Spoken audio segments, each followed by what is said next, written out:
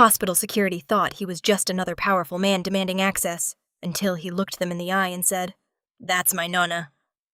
If you love emotional mafia dramas filled with hidden family ties and powerful reunions, subscribe to the channel and tell me in the comments where you're listening from. The cardiac wing ran on routine. Isabella Conti liked it that way. Monitors beeped in steady rhythms. Medication rounds followed precise intervals. Lights dimmed at exactly 9:30 to allow fragile hearts the illusion of rest. Predictability meant safety, and safety meant survival. She adjusted the IV line in room 412 with careful hands, her dark hair pulled tightly into a bun, her name badge resting straight against crisp navy scrubs. The hallway outside carried the faint scent of antiseptic and overbrewed coffee from the nurse's station. "Mrs. Alvarez needs her beta blocker at 8, she reminded a junior nurse without looking up. "No delays." "Yes, Isabella." Her tone wasn't harsh. It was firm. On this floor, firmness saved lives. Rosa Conti lay 2 rooms down from the nurse's station, recovering from a mild cardiac episode that had frightened everyone more than she would admit. Isabella had been on shift the night the ambulance brought her in. She had stood beside the gurney not as a nurse, but as a granddaughter pretending not to panic. Now Rosa slept lightly beneath hospital blankets, her silver hair fanned softly against white pillows. Isabella treated her like any other patient. Vitals logged, medication administered, no special privileges, no exceptions. The rule applied to everyone, especially visiting hours. The cardiac wing closed to visitors at 9 p.m. sharp.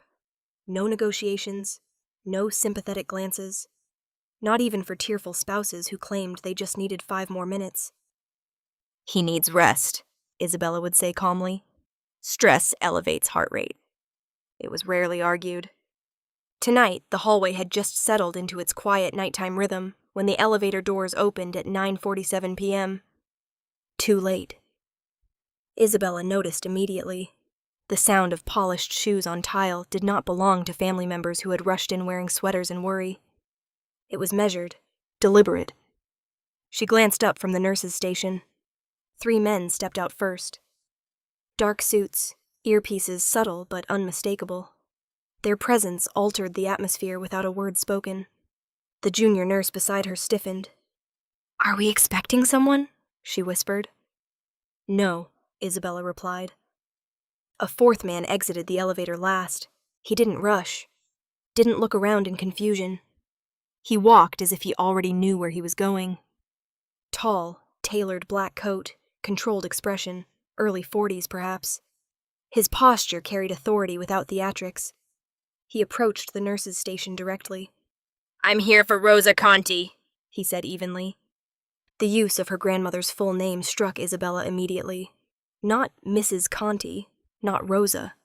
Rosa Conti. Her spine straightened. "Visiting hours ended at 9, she said calmly. The man's gaze met hers. Steady, not aggressive. "Make an exception," he replied. The junior nurse beside her shifted uncomfortably. Isabella did not.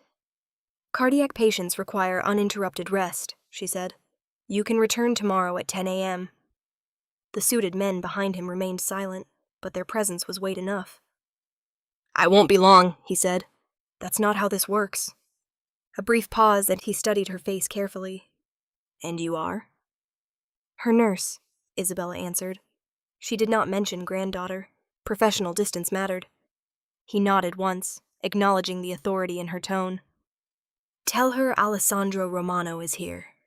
The name meant nothing to her, but the men behind him reacted subtly, not visibly tense, but alert in a different way. Still, Isabella didn't waver. "I don't care if you're the mayor," she said evenly. "No one enters after hours." The junior nurse inhaled sharply at her bluntness. The man, Alessandro Romano, did not raise his voice, did not smile, did not threaten. He simply looked past her down the corridor toward room 410. Security guards appeared from the far end of the hall, responding to a call Isabella hadn't even realized had been placed. "Sir," one of them said politely, stepping forward, "we'll need you to leave." The suited men shifted slightly, positioning without escalating. Alessandro remained calm. He turned back to Isabella. "You're protecting her peace," he said. "Yes." He nodded once. "I respect that." The security guard gestured toward the elevator. "Sir?" Alessandro's expression did not change, but something in his gaze softened slightly. "I'm not here to disturb her," he said quietly. "Then come back in the morning," Isabella replied. For a moment, silence stretched between them. The cardiac wing remained still. Monitors beeped softly in distant rooms. Isabella felt the weight of his presence, controlled, restrained, powerful in a way that had nothing to do with raised voices. She did not step aside. On this floor, rules were not suggestions, and she would not bend them. Not for tailored coats, not for security details, not for men who walked like they owned whatever space they entered, even if they knew her grandmother's name. Midnight changed the hospital. During the day, the lobby buzzed with visitors clutching coffee cups and flowers. At night, it belonged to the hum of machines and the quiet footsteps of staff who had learned to move without echo. Isabella preferred the night shift, fewer interruptions, fewer emotional negotiations at the nurses' station, fewer families demanding exceptions because their situation was different. Upstairs in the cardiac wing, lights were dimmed to a soft glow. Monitors blinked steadily. The air carried that familiar, sterile scent that felt almost comforting. Rosa Conti slept 2 rooms down, her breathing even, her heart rate stable for the first time in days. Isabella checked her chart one more time before settling behind the nurse's desk. 11:58 p.m. Almost peaceful. Then the sound came. Not loud, but distinct. Engines. Plural. The junior nurse on shift with her frowned slightly. "Is that—" Isabella stood and walked toward the narrow window at the end of the corridor that overlooked the front drive. 3 black cars rolled to a controlled stop beneath the hospital's emergency entrance canopy. They didn't idle aggressively. They didn't blare headlights. They simply positioned themselves with quiet precision. Isabella felt her stomach tighten. Hospitals saw all kinds of late-night arrivals. Ambulances, police vehicles, distraught families. This was none of those. Doors opened in measured sequence. Men stepped out first. Dark coats, structured posture, movements disciplined. Not chaotic, not rushed. Professional. The junior nurse swallowed audibly behind her. "Do we have a VIP coming in?" "No," Isabella replied softly. She didn't know why she was certain, but she was. The hospital lobby cameras captured the next part clearly. A 4th man exited the center vehicle. He adjusted the cuff of his coat once, scanned the entrance briefly, and stepped forward. He did not hurry. He did not hesitate. He walked as if the hospital doors would open for him. And they did. The automatic doors slid apart, revealing the polished floors of the empty lobby. Night security glanced up from the desk. There was a subtle shift in posture, a stiffening. Isabella watched through the security monitor at the nurse's station now, arms folded tightly across her chest. "Should we call administration?" the junior nurse whispered. "Not yet," Isabella said. Downstairs, the man approached the security desk. His voice wasn't audible through the feed, but his mouth formed words clearly. Rosa Conti. The use of her grandmother's full name again. The security guard shook his head, gesturing toward the clock on the wall. The man nodded once. Then he stepped aside slightly, allowing one of the suited men to move forward and speak quietly to the guard. Not forceful, not threatening, just controlled. Within seconds, the elevator doors opened. They did not wait for permission. They did not argue loudly. They simply moved. Isabella's pulse quickened. "He's coming up," she said. The junior nurse's eyes widened. "Who is he?" Isabella didn't answer. She already knew. The elevator chimed at the end of the cardiac corridor. The doors opened. The suited men stepped out first, spreading naturally along the hallway without blocking it. They didn't touch anything, didn't raise their voices. But the atmosphere shifted instantly. Nurses paused mid-charting. A respiratory therapist froze near a patient's room. The man in the black coat stepped out last. Alessandro Romano. He looked exactly as he had earlier, composed, measured, unhurried. He glanced once down the corridor, taking in room numbers. Then he walked directly toward the nurses' station. Isabella didn't move. Visiting hours ended 3 hours ago, she said before he could speak. His gaze met hers. There was no irritation in it, only purpose. I'm aware. Then you understand why you can't be here. He stopped in front of the desk, close enough that she could see the faint scar near his jawline. I need to see Rosa Conti. You can return at 10 a.m. The hallway felt narrower now. The junior nurse took a subtle step back. Security guards emerged from the stairwell at the far end, responding to whatever alert had been triggered downstairs. Alessandro's men remained calm, hands visible, posture relaxed, but alert. He did not raise his voice, did not lean forward. He simply looked at Isabella as if assessing something deeper than her refusal. You're protecting her peace, he said evenly. Yes, and you believe I will disturb it. At this hour? She replied. Yes. A flicker of something unreadable crossed his expression. He glanced down the corridor toward Rosa's room. She raised me, he said quietly. The statement hung in the air. Isabella didn't blink. She has a granddaughter, she said, and that's me. His gaze returned to hers, steady, calm. That's my Nonna. The words landed softly, but they carried weight. Behind him, the suited men did not move. Security slowed their approach. The hallway fell completely silent. And for the first time since the black cars arrived, Isabella felt uncertainty slip into her certainty. The hallway felt tighter than it had minutes before, not physically, but emotionally. The cardiac monitors continued their steady rhythm, indifferent to the tension gathering near the nurses' station. Fluorescent lights hummed softly overhead. A cart squeaked faintly at the far end of the corridor, where a nurse pretended to reorganize supplies while watching everything unfold. Alessandro Romano stood a few feet from the desk, composed, unrushed. The men behind him did not crowd the space. They remained strategically positioned, not blocking exits, not touching anything, but undeniably present. Isabella met his gaze without stepping back. That's my Nonna, he had said. The words were personal, but personal did not override policy. She's my grandmother, Isabella replied evenly. And she needs rest. His expression did not change. I won't wake her. That's not the point. Silence lingered between them. The security guards reached the end of the corridor and stopped, unsure whether to escalate or observe. Alessandro had not raised his voice. He had not attempted to push past her. He simply stood there, which somehow made it harder. Visiting hours ended at 9, Isabella said again, her tone calm but firm. Cardiac recovery depends on routine. Elevated stress increases heart rate and blood pressure. You believe my presence would stress her? At midnight? She replied. Yes. A faint exhale left him, not quite a sigh.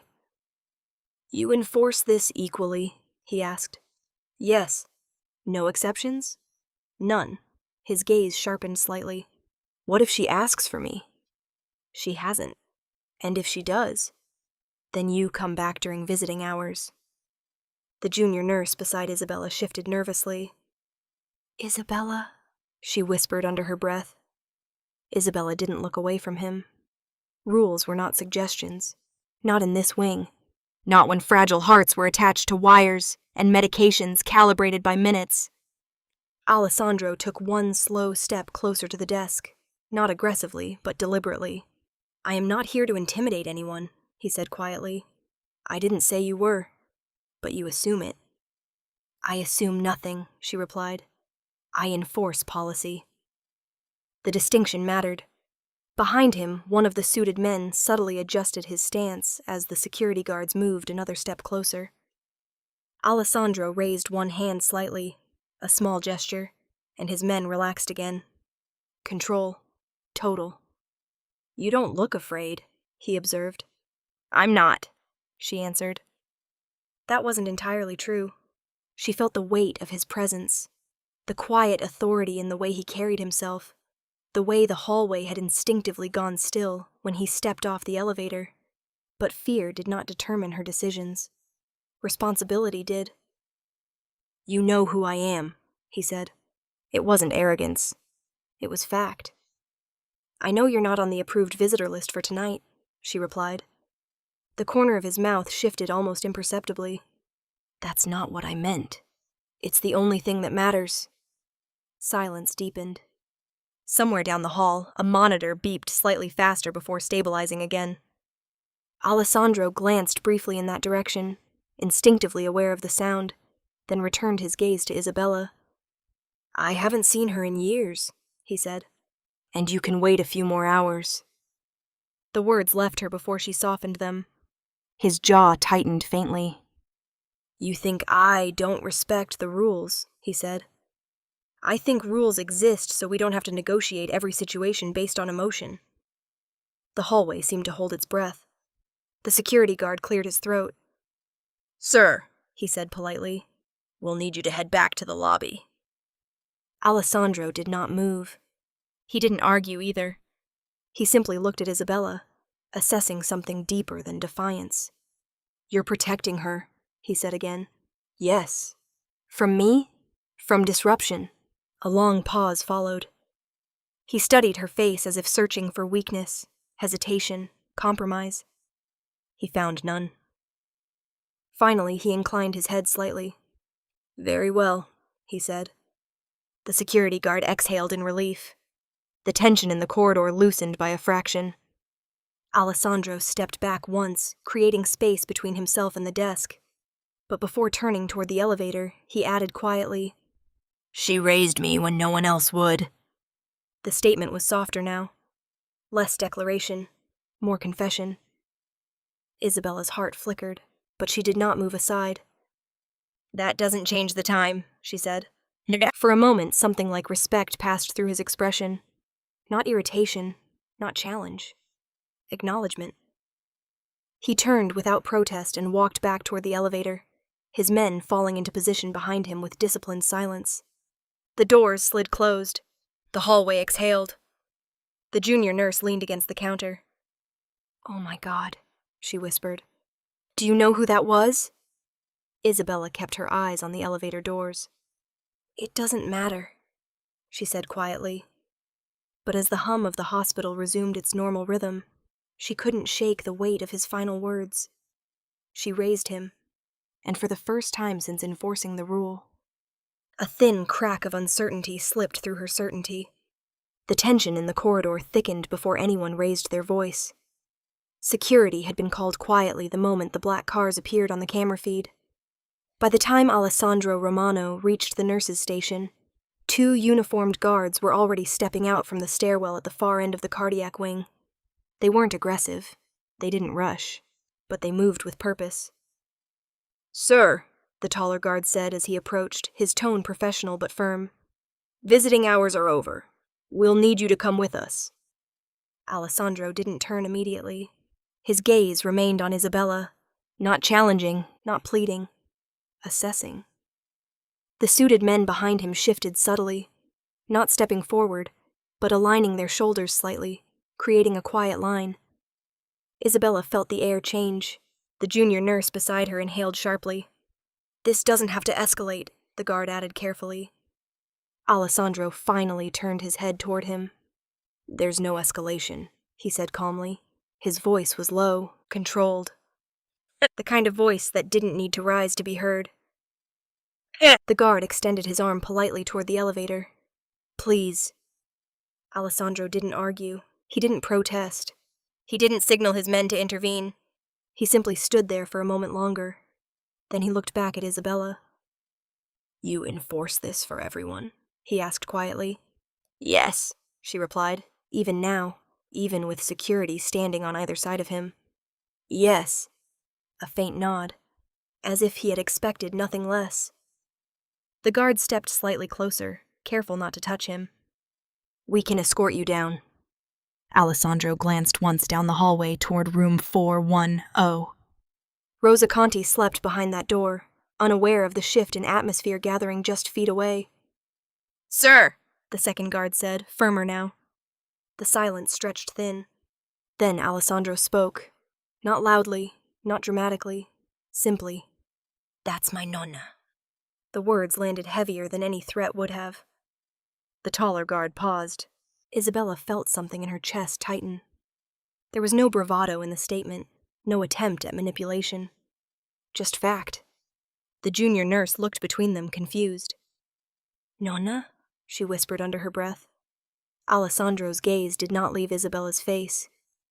"She raised me," he continued, voice steady, "when my mother couldn't." The hallway seemed to narrow around them. The guards shifted uncomfortably. "Sir," one repeated, less certain now. Alessandro didn't resist. He didn't step forward. He didn't attempt to push past the desk. He simply stood there, composed, as if the explanation was sufficient in itself. Isabella held his gaze. Her training told her to remain neutral, professional, unmoved. Family ties did not override policy. But something in the way he said it unsettled her certainty. He hadn't said, "I know her." He hadn't said, "She's important to me." He had claimed her, not as property, as belonging.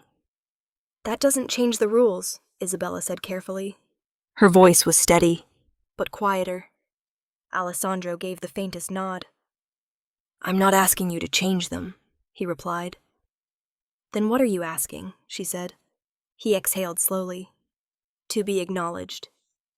The guards exchanged a glance. This was no longer about removal. It was about meaning. Behind Alessandro, one of the suited men lowered his gaze respectfully, not in submission, but in restraint. No one reached for anything. No one raised their voice. The entire exchange was measured in inches and tone. The taller guard cleared his throat. "Sir, we really do need to escort you." Alessandro finally stepped back, not in defeat, in compliance. "I'll return in the morning," he said. He turned once more toward Isabella before moving toward the elevator. "Tell her Alessandro came," he added quietly. The name hung in the air again, as if it should mean something, as if it already did. The elevator doors opened with a soft chime. His men stepped in first. He followed last. Before the doors closed, he met Isabella's eyes one final time. There was no anger there, no humiliation, just patience. The doors slid shut. The hallway exhaled. Security relaxed their stance. The junior nurse leaned against the counter. "Who is he?" she whispered. Isabella didn't answer immediately. She looked down the corridor toward her grandmother's room. The door remained closed. Lights dim, peace intact.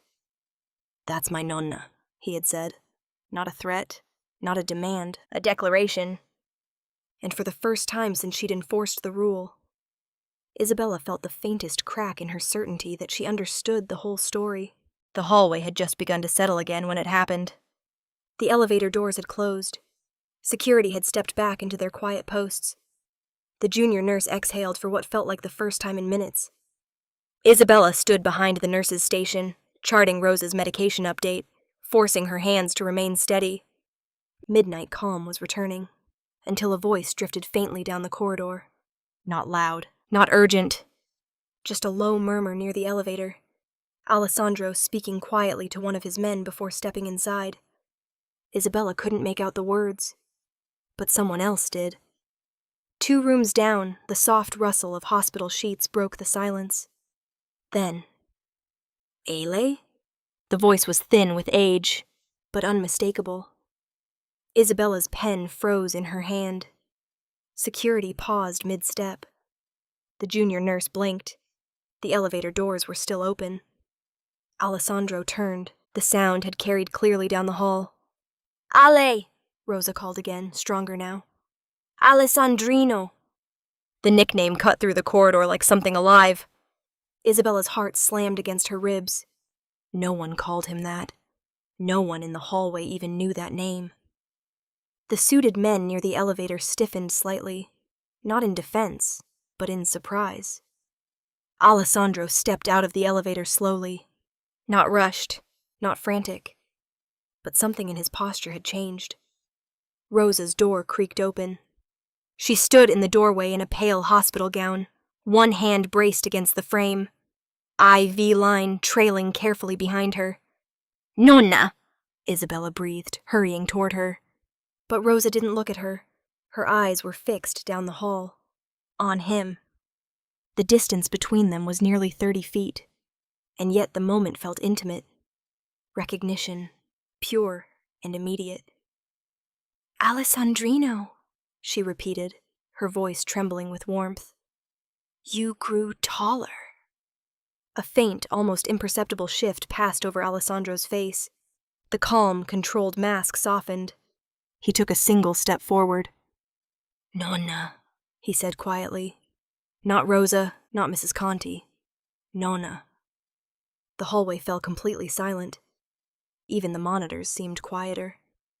Isabella reached her grandmother's side, steadying her gently.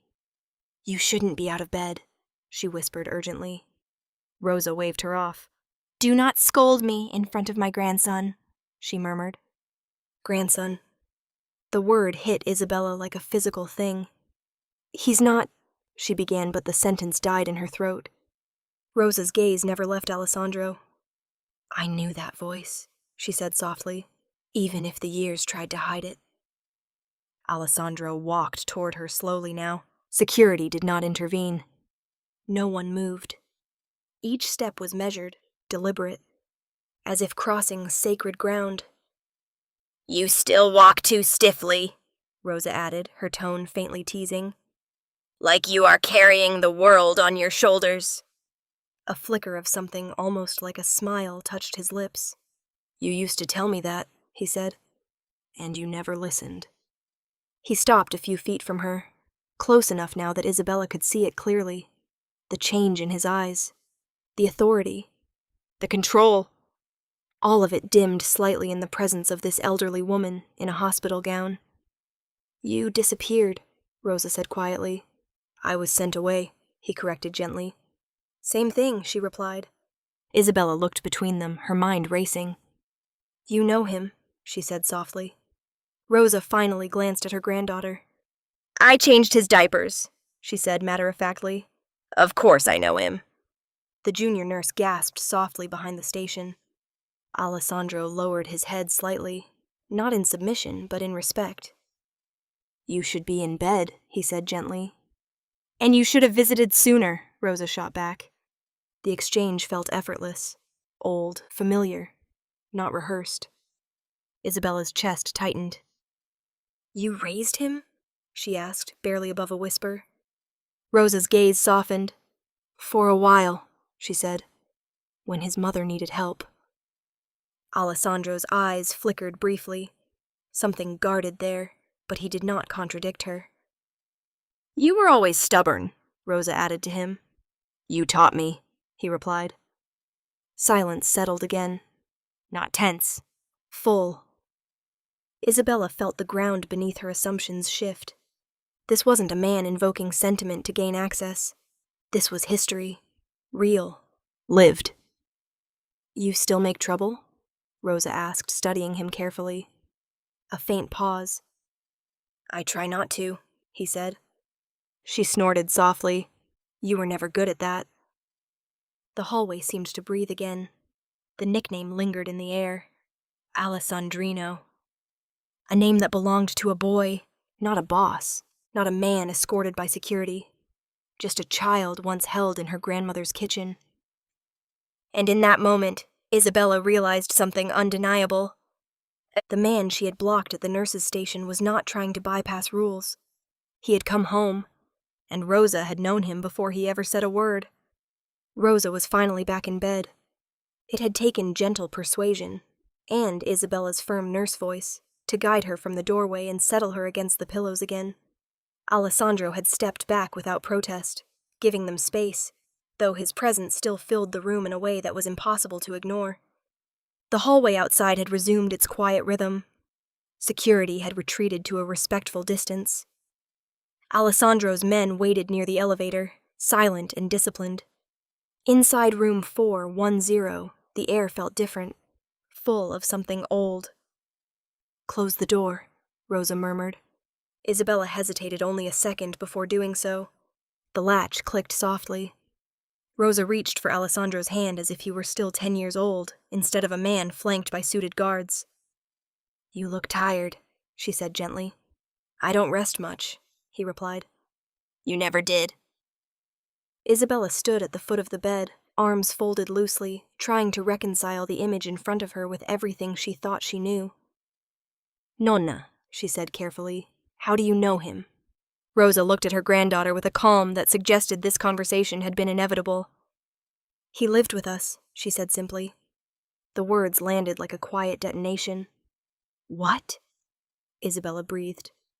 "For almost 2 years," Rosa continued. "You were very small. You don't remember." Isabella's heart pounded. "That's not possible," she said automatically. "I would remember." Rosa gave her a knowing look. "You were 5. Alessandro remained standing near the bed, hands loosely clasped in front of him, gaze lowered slightly, not in shame, but in restraint. "My mother was ill," he said quietly, "and my father had enemies." The word enemies hung in the air.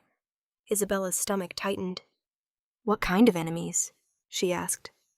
Rosa's expression shifted, not fearful, but firm. "The kind that make children disappear," she said. Silence pressed in. "My father thought it would be temporary," Alessandro added, "until things stabilized." "They did not," Rosa said. Isabella looked between them, trying to understand. "So you hid him?" she asked her grandmother. Rosa's chin lifted slightly. "I sheltered him." "That's not the same thing," Isabella replied. "It is when the danger is real," Rosa said calmly. Alessandro's gaze finally met Isabella's. "There were nights," he said, "when we changed houses twice before morning." Her breath caught. "Because of you?" "Because of my name," he corrected. Rosa squeezed his hand gently. "He was just a boy," she said. "He needed somewhere no one would look." "And no one would look here?" Isabella asked. Rosa smiled faintly. "Who searches a widow's kitchen for the heir to anything?" The weight of the implication settled slowly. "Heir." "Your grandfather had already passed," Rosa continued. "The house was quiet, unremarkable." Isabella's pulse quickened. "You let him sleep in my room," she said faintly. Rosa nodded. "You had bunk beds." A strange memory flickered in Isabella's mind. A taller shadow beside her at night, a whisper in the dark, someone reading to her when thunderstorms hit. "I thought that was a cousin," she whispered. Alessandro's lips curved faintly. "You insisted on teaching me how to braid dolls' hair," he said. The memory snapped into place. A boy who never stayed long enough to appear in photographs. A name that changed once. Alessio. She had called him Alessio. "Alessandrino," Rosa said softly, using the nickname again. "He hated when I said it in front of other boys." Alessandro shook his head slightly, something almost like embarrassment crossing his features. "You fed him," Isabella said slowly, turning to her grandmother. "You kept him here." "Yes." "And you never told me." Rosa's gaze softened. "You were a child." "And now?" Isabella asked. "Now you are a woman who enforces rules," Rosa replied gently. Alessandro's posture remained steady, but there was something unguarded in his expression now. "My father believed distance would keep me safe," he said. "Your grandmother believed presence would." Isabella felt the shift in her chest. "He used to cry at night," Rosa said quietly. "Not from fear, from anger." Alessandro did not deny it.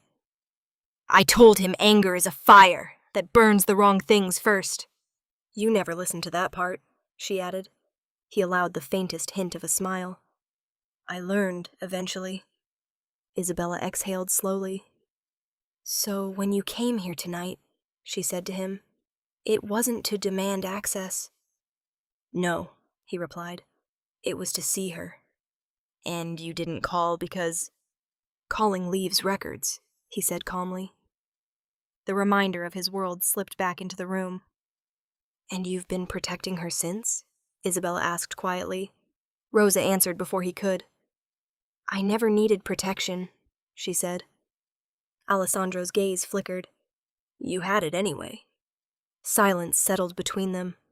Isabella looked at her grandmother, fragile in a hospital bed, heart monitored by wires, and saw something new layered over the familiar. Not weakness. Strength. You raised him, she whispered. For a time, Rosa corrected. Alessandro stepped closer to the bed.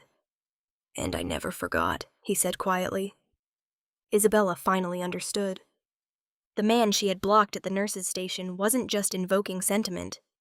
He had once slept under her grandmother's roof, eaten at her table, hidden from a world that would have swallowed him. And that kind of upbringing didn't disappear with time. The room was quiet in a way that felt deliberate. Rosa had drifted into a light sleep, one hand still loosely wrapped around Alessandro's fingers.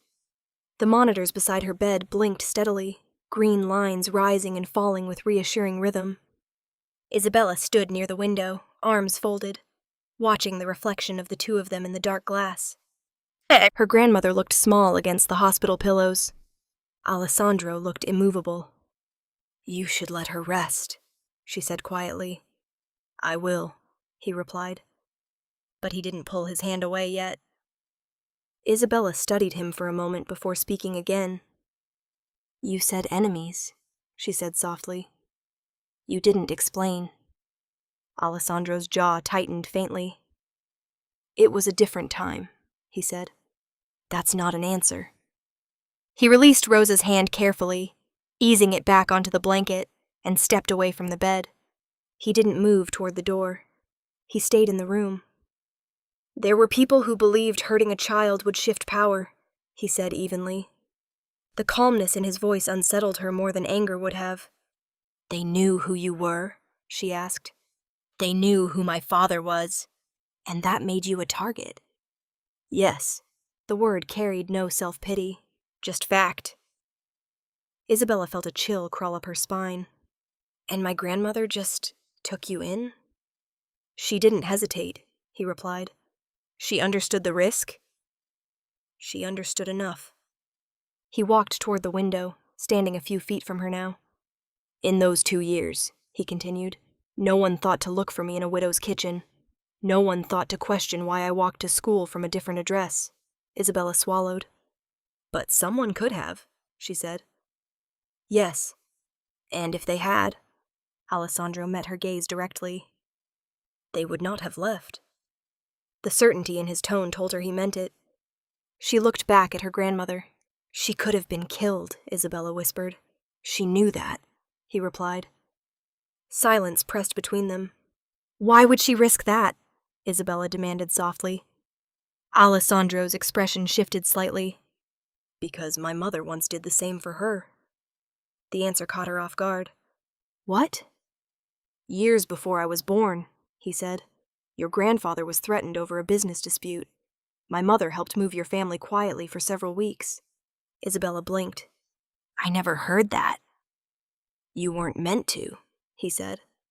She stared at him, trying to absorb the layers of history she had never been told. So this is generational, she murmured. Yes. A debt. He shook his head slightly. Not debt. Then what? Protection. The word settled differently than before. After I left her house, he continued, I made sure no one ever looked too closely at it. Her pulse quickened. What does that mean? It means certain permits were approved quickly, he said. Certain inspections were delayed. Certain names were discouraged from lingering in this neighborhood. Isabella's stomach tightened. You've been watching her. I've been ensuring no one else did. That's not the same thing. It is in my world. She felt anger rise, but it wasn't simple. You didn't think she deserved to know? She asked. She did know. Isabella frowned. She told me once, he said quietly. When I was 19, I came to say thank you. She told me gratitude is not words. It's consistency. Her chest tightened. She never said anything to me. She wouldn't, he replied. Why? Because she didn't want you tied to it. The monitors beeped softly behind them. Rosa shifted faintly in her sleep. Isabella lowered her voice. So every time she went to the market, she said slowly, every time she walked to church. There were eyes, he confirmed. Yours. Yes, she exhaled sharply. That's control. No, he corrected. That's perimeter. The difference felt razor thin. You didn't trust that she was safe without you. I knew she wasn't, he replied. The certainty chilled her. There were attempts, he added quietly. Her heart skipped. Attempts? To identify whether I still had ties here. She felt the air thin in her lungs. And they were redirected. How? His gaze held hers. Before they reached her. Silence swallowed the room. Isabella's mind raced, images she didn't want to form assembling anyway. You're telling me, she whispered, that people came looking. Yes. And you handled it. Yes. She looked back at her grandmother's sleeping face. She was living quietly, Isabella said, baking bread, tending her garden. And that's exactly why she needed distance from my world, he replied. You brought it back tonight. No, he said calmly. It followed recognition. She closed her eyes briefly. This isn't protection, she said. It's gravity. He considered that. Perhaps, he admitted. The hallway outside remained quiet. No raised voices, no sirens, just the hum of machined and distant footsteps. You owe her, Isabella said softly. Alessandro shook his head once. I don't owe her, he replied. I honor her. The distinction lingered. Rosa stirred again, murmuring faintly in her sleep. Alessandro stepped closer to the bed instinctively. Isabella watched the movement, not strategic, not calculated, protective. He wasn't guarding an asset. He was guarding history. And for the first time, she understood something unsettling. The protection hadn't started tonight. It had been there for years. Quiet, invisible, consistent. And it had never asked for recognition. The hospital was quiet again. Too quiet. Isabella stood alone in the dim corridor outside Rosa's room after Alessandro left for the night. His departure had been as controlled as his arrival. No raised voices, no spectacle, just black cars dissolving into the dark like they had never been there.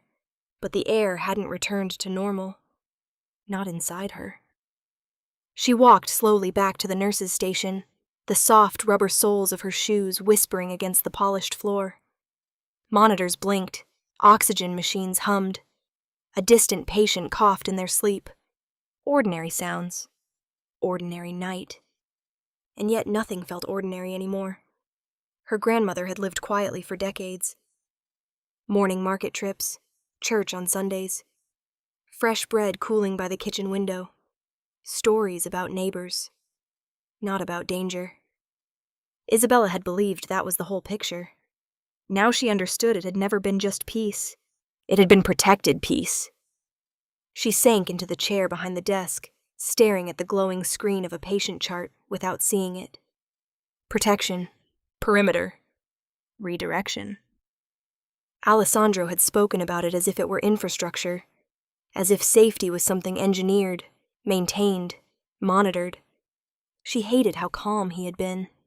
She hated how certain, because certainty meant it had been necessary. You okay? The junior nurse asked softly from across the station. I'm fine, Isabella replied automatically. She wasn't. Her grandmother had raised her to value simplicity.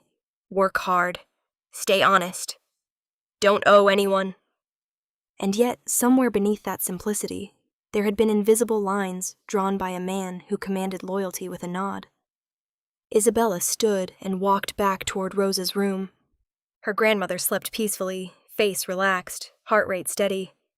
Looking at her now, there was no trace of hidden history, just an elderly woman recovering from cardiac strain. But Isabella couldn't unhear what she'd learned. There had been attempts, people looking, and Alessandro had redirected them. What did that mean? Threats handled quietly? Warnings delivered without witnesses? Her stomach tightened. She stepped closer to the bed. "Nonna," she whispered, though Rosa didn't stir. "You chose this," she thought. Or maybe you didn't. Maybe it chose you. She imagined the alternative. What if Rosa had refused to take in a frightened boy years ago? What if she had closed the door? Would her life have been simpler? Safer? Or would danger have arrived anyway, just less prepared? Isabella moved to the window and looked down at the street below. The black cars were gone. But she knew that didn't mean absence. It meant distance. Alessandro's world didn't operate loudly unless it had to. It operated quietly, consistently. That was what unsettled her most. This wasn't chaos. It was order. Organized, deliberate loyalty. Her grandmother's peaceful years hadn't been luck. They had been layered. Guarded by a man who owed nothing and yet acted as if he owed everything. Is that peace? She wondered. Or is it power disguised as peace? The distinction felt razor thin. If Rosa had been unaware of the perimeter around her life, was that protection or deception? If she had known and chosen silence, was that wisdom or resignation? Isabella pressed her hand against the cool glass. She thought of Alessandro kneeling earlier, not demanding, not threatening, simply stating, "That's my Nonna," not ownership, recognition. He hadn't asked for control. He hadn't insisted on moving Rosa to a private facility or surrounding her room with armed men. He had waited, accepted refusal, left when told. Power could have pushed, but it hadn't. Her chest tightened. Maybe that was the real conflict. Not whether his world was dangerous, but whether it could coexist with hers without swallowing it. She walked back to Rosa's bedside and adjusted the blanket gently. "You could have told me," she murmured. Rosa stirred faintly but didn't wake. Isabella studied her grandmother's lined face. This woman had hidden a child from enemies, had risked her home, had accepted invisible protection in return, and still managed to bake bread every Sunday. Still managed to build a life that looked simple. Maybe peace wasn't the absence of power. Maybe it was knowing when to refuse it, and when to accept it quietly. Isabella exhaled slowly. She wasn't afraid of Alessandro. That surprised her. She was afraid of what his presence meant, of what it would draw, of whether loyalty could remain controlled once it was made visible. Peace or power. Her grandmother had balanced both without ever explaining the weight of it. Now the weight was shifting to her, and she wasn't sure yet how to carry it. It happened just before dawn. That quiet hour when the hospital feels suspended between night and morning, when the fluorescent lights seem softer and even the machines hum more gently. Isabella was reviewing Rosa's early labs at the nurse's station when one of the orderlies slowed near the desk. "There's someone outside," he said quietly. She looked up. "What do you mean?"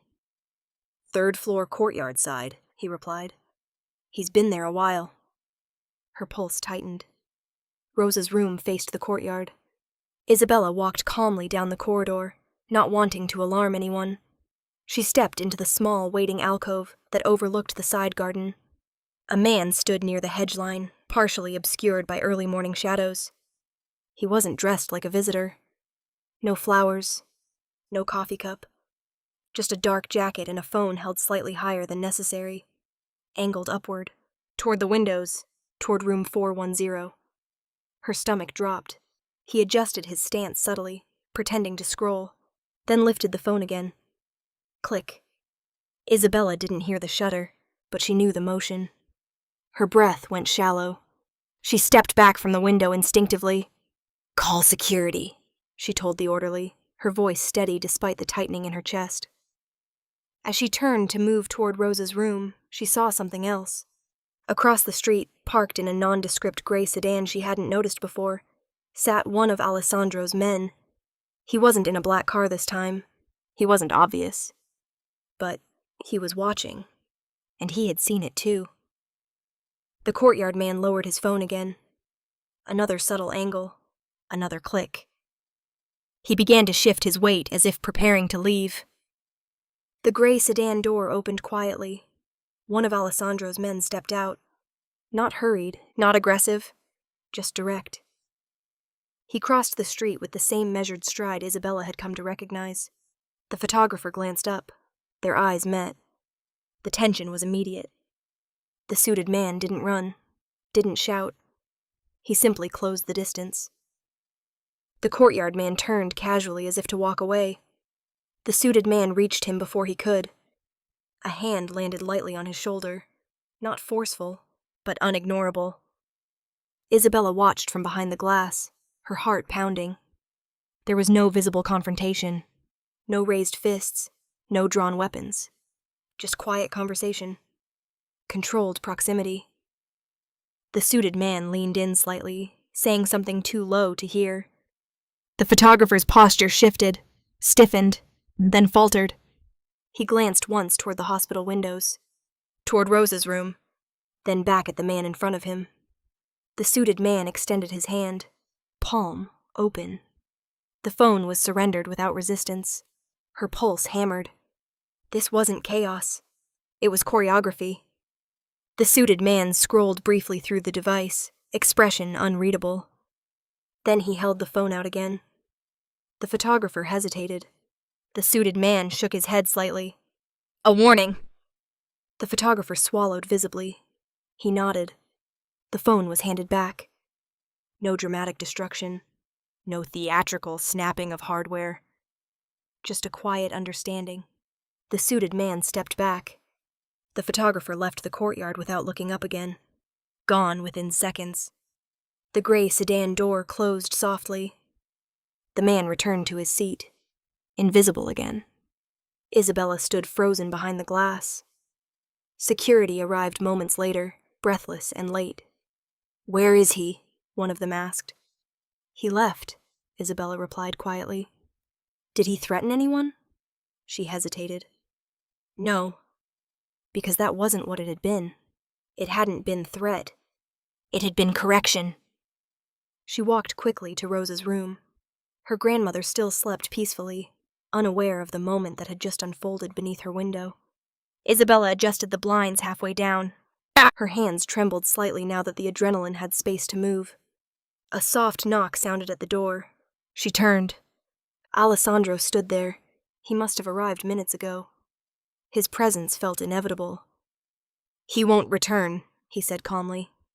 You were watching, she replied. Yes. How long? Long enough.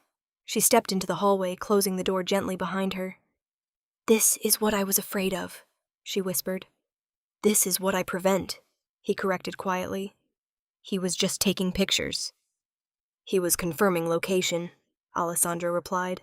The distinction chilled her. For who? She asked. He didn't answer directly. Curiosity spreads quickly when names resurface, he said instead. Her pulse spiked. So this is because of you. It is because of visibility. And you think standing outside my grandmother's room fixes that? I think removing uncertainty does. She studied him carefully. You handled it without escalation. Yes. No police. No noise. Her breath trembled slightly. This is your version of peace. It is protection, he said. She glanced toward the window again. The courtyard was empty. The sky was beginning to lighten with early dawn. Her grandmother's heart monitor continued its steady rhythm. You can't follow her forever, she said softly. I already have, he replied. The truth of that settled heavily between them. She didn't thank him. She wasn't ready for that. But she understood something now. The peace she had grown up believing was simple, had always been guarded, and the guard had just proven how quietly he could act when needed. Morning light filtered through the blinds in soft stripes across Rosa's hospital bed. The night's tension had dissolved into the routine hum of daytime rounds. Nurses moved in and out of rooms with clipboards and medication trays. A cart rattled faintly down the hall. Somewhere, a patient laughed at something on television. It all looked normal again. But Isabella knew better.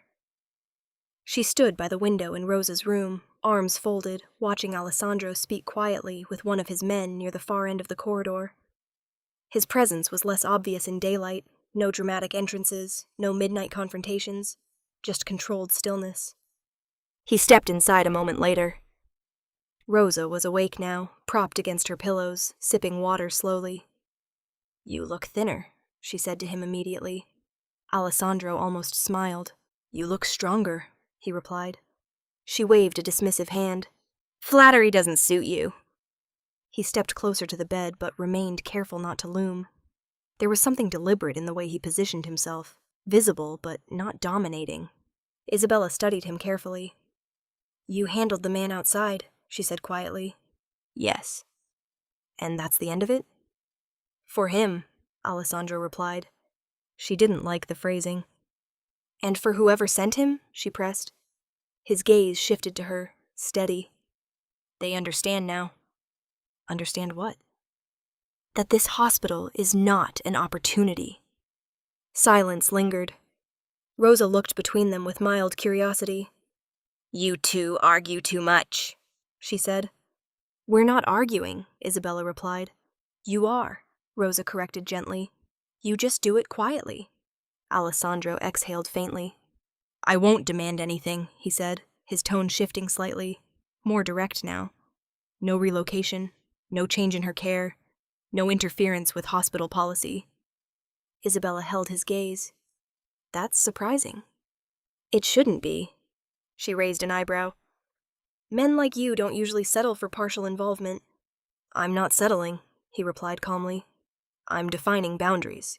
The phrase caught her attention. "And what are those boundaries?" she asked. He stepped closer to the bed, his voice lowering. "No one touches her again." The words were not loud. They weren't dramatic. But they carried weight that filled the room. Rosa watched him with quiet understanding. "You speak as if they already did," she said softly. "They tried proximity," he answered. "Proximity isn't harm," Isabella said. "It precedes it." The certainty in his voice made her chest tighten. "You can't eliminate every threat," she said quietly. "No," he agreed. "But I can eliminate opportunity." She studied him carefully. "You're not asking for control," she said. "No." "You're not asking for authority over her care." "No." "Then what are you asking?" He met her gaze fully. "Trust." The word landed heavier than she expected. "Trust in what?" she asked. "That I know how to handle my world without pulling her into it." Silence stretched between them. Rosa shifted slightly against her pillows. "Alessandrino," she said softly. He looked at her instantly.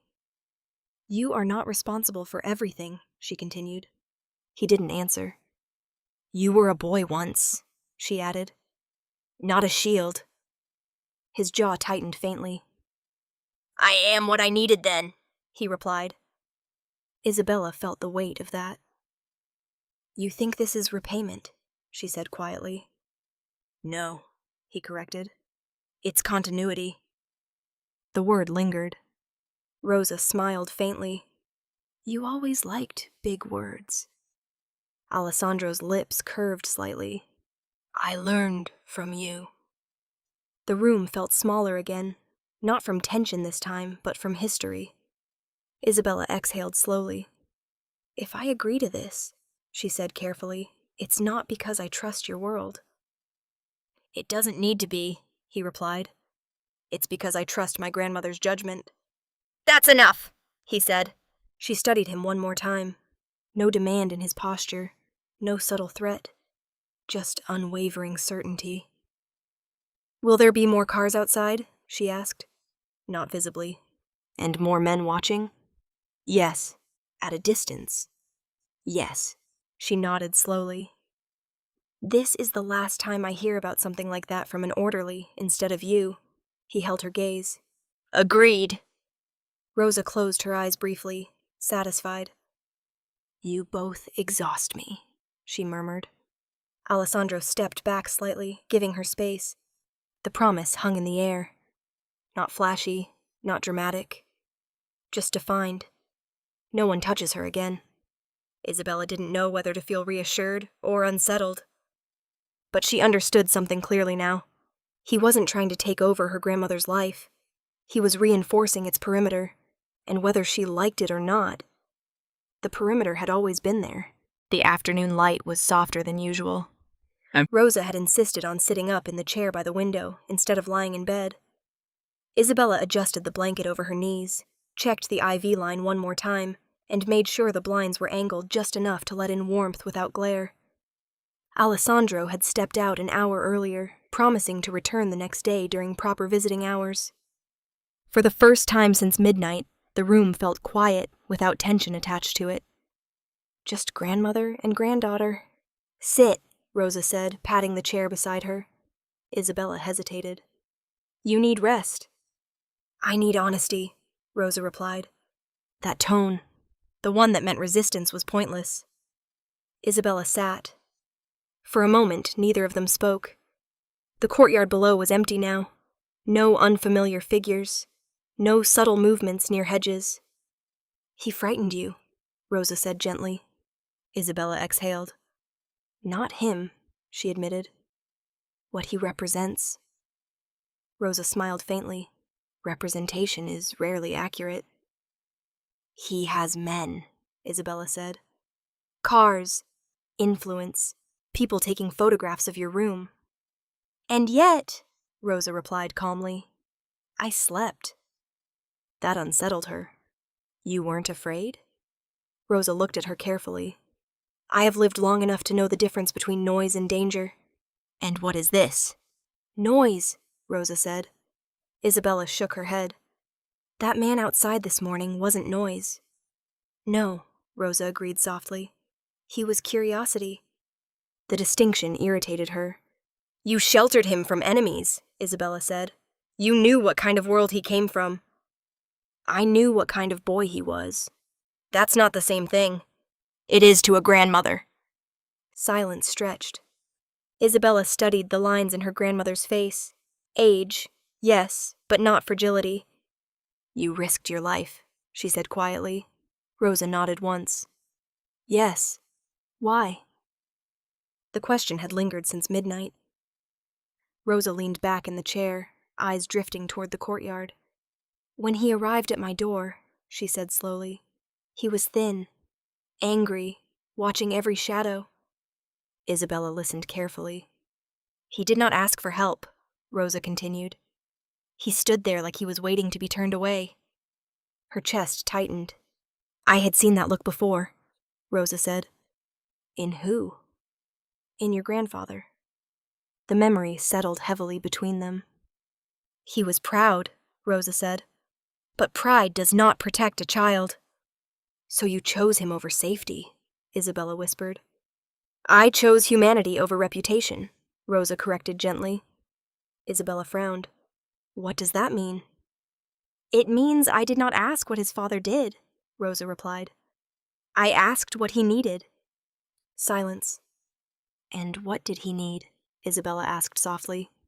"A kitchen that did not lock its doors at night," Rosa said. "A place where footsteps did not mean running." The words landed quietly but powerfully. "You didn't worry what people would say?" Isabella pressed. "Oh, they said things," Rosa replied with a faint smile. "Widow housing strangers, taking in trouble." "And you didn't care?" "I cared," she said. "But reputation is air. Loyalty is foundation." Isabella absorbed that slowly. "You think loyalty matters more," she said. "I know it does." "But loyalty to what?" Isabella challenged. "To a criminal empire?" Rosa turned her head fully now, eyes sharp despite her age. "To a child." The correction was immediate. "To the person in front of me," Rosa continued. "Not the shadow behind him." Isabella's breath slowed. "And now?" she asked quietly. Now he's powerful. Yes. And you don't fear that? Rosa smiled faintly. I fear indifference more. The answer surprised her. Indifference? Isabella repeated. A world where people walk past suffering because it complicates their reputation, Rosa said calmly. That is more dangerous than loyalty. Isabella felt something shift inside her. He protects you, she said. Yes. Because he owes you. No, Rosa replied softly. Because he remembers. The distinction mattered. Memory is fragile, Isabella murmured. Character is not. Rosa reached for her granddaughter's hand. You worry that his world will swallow ours, she said gently. Yes. It will not. How can you be sure? Because I raised him to understand restraint. The certainty in her voice was steady. He could demand, Rosa continued. He could intimidate. He does neither. Isabella thought of the midnight refusal, the quiet compliance, the kneeling gesture. You taught him that? She asked. I taught him that power without control is weakness. The phrase lingered. And you trust him, Isabella said. I do. Even now. Even after photographs and watchers and invisible perimeters. Why? Isabella whispered. Rosa squeezed her hand gently. Because when he says no one touches me, she said softly, he means it. Silence settled between them. Isabella looked out the window again. The courtyard looked ordinary, peaceful. Maybe peace had never meant absence of danger. Maybe it meant someone choosing to stand between it and you. Reputation fades, Rosa said quietly. People forget rumors. They forget titles. And loyalty? Loyalty remains. Isabella sat very still. Her grandmother had made her choice decades ago. Not for power, not for protection. For a boy who needed shelter. And now that boy stood guard not because of obligation, but because he remembered what it felt like to be let in. The next morning, he arrived at 10 on the dot. No midnight entrance, no security stepping off elevators with quiet authority. Just one black car pulling into a visitor spot like anyone else. Isabella saw it from the nurse's station and felt the difference immediately. Daylight changed perception. In sunlight, the hospital lobby was busy. Volunteers guiding visitors, families carrying flowers, doctors moving briskly between consultations. Alessandro walked through the doors without urgency, without performance. He wore a simple dark suit, no overcoat this time. No visible entourage beside him. If there were men outside, they stayed outside. He signed the visitor log, waited for a printed badge, accepted it without comment. The receptionist handed it over with a polite smile that was careful, but not fearful. Room 410. He didn't glance around to see who was watching. He didn't need to. Isabella met him halfway down the corridor. You're on time, she said. You said 10, he replied. The simplicity of it unsettled her more than any show of force would have. She nodded once and stepped aside. 5 minutes, she said, though she didn't mean it as strictly as before. He didn't challenge it. Inside the room, Rosa was already awake, hair brushed, hospital tray pushed aside. You look better in daylight, she told him. You look exactly the same, he replied. She snorted softly. Liar. Isabella lingered by the doorway instead of retreating to the desk. She wasn't sure why. Maybe she needed to see this version of him in full view. Alessandro pulled the chair closer to Rosa's bed and sat. Not looming, not towering, just sitting. Did you eat? Rosa asked. Yes. You always say that. I did.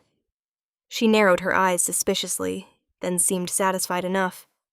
There was no tension in the room today. No urgency, no confrontation with security. Just conversation. You remember the lemon tree? Rosa asked. In the courtyard, he said immediately. You said it grew better when spoken to. And you never believed me. I still don't. You will, she replied firmly. Isabella watched them carefully. This wasn't intimidation. This wasn't obligation. This was familiarity. Old rhythms sliding back into place. You caused trouble at the bakery once, Rosa continued. I was 12. You were arrogant. He almost smiled. You stole cannoli, she added. I borrowed them. You were chased down the block. I returned them. You ate half. Their exchange felt like muscle memory. Shared history not rooted in power, but in small domestic moments. Isabella felt something loosen in her chest. He wasn't here to monitor. He wasn't here to posture. He was here to sit beside a woman who once told him to wipe his shoes before entering her kitchen.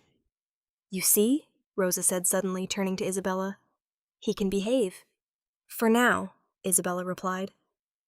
Alessandro glanced at her briefly. I am capable of restraint, he said. I've noticed, she admitted. There was no sarcasm in it, just observation. He stood after a few minutes, careful not to linger beyond what felt appropriate. I won't stay long, he said to Rosa. You need rest. She studied him. You come back tomorrow. I will. During hours. Yes. The corner of her mouth curved. Good. He adjusted the blanket slightly near her shoulder, a small, careful gesture, then stepped back. Isabella followed him into the hallway. No guards inside, she said quietly. As agreed. And the cars? Less visible. She nodded slowly. Thank you. The words surprised even her. He looked at her carefully. For what? For not turning this into something else. His expression remained composed. It never was something else, he said. She believed him. That was the unsettling part. This isn't about intimidation, she said. No. Or leverage. No. Then what is it? He paused as if weighing the simplicity of the answer. Gratitude, he said, and continuity. She thought about Rosa's words from the day before. Reputation is air. Loyalty is foundation. You're not trying to claim her, she said slowly. She claimed me first, he replied. The distinction settled deeply. Chosen family. Not by blood. Not by contract. By decision. He moved toward the elevator without waiting for further approval. No dramatic exit. No lingering tension. Just departure. Isabella stood in the corridor for a moment longer before returning to room 410. Rosa was smiling faintly. You see? She asked. Yes, Isabella replied softly. And? She looked at her grandmother, fragile heart, steady gaze. It's not about power, Isabella said. Rosa nodded. It never was. As Isabella adjusted the blinds to let in more light, she understood something clearly. Peace hadn't been an illusion. It had been chosen. Guarded, yes, but chosen. And sometimes family wasn't the name on a birth certificate. Sometimes it was the door someone opened, and the loyalty that followed.